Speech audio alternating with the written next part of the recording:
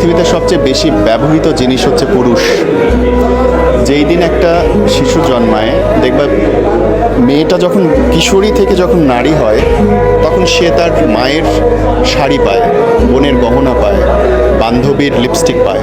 আর একটা ছেলে যখন বড় হয় তখন বাবার ঋণ পায়, ভাইয়ের দায়িত্ব পায়, স্বামীর কর্তব্য পায়।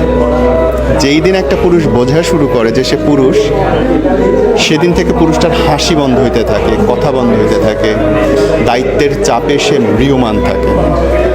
এবং এই পুরুষকে যখন একটা নারী খুশি করে, আনন্দ দেয়, সেটা আসলে তুলনা হয় না। কিন্তু আমাদের দুর্ভাগ্য যে আমাদের পারিবারিক বোঝাপড়া এত কম যে আমরা ওই আনন্দের মুহূর্তগুলো কম পাই, দুঃখের মুহূর্তগুলোই বেশি পাই। এবং পুরুষের কান্নায় আসলে শব্দ হয় না, চোখের জল অনেক পড়ে, তাকায় থাকবে কিন্তু ভেতরটা পুরো শেষ হয়ে যাবে, ভাই টের পাবে না।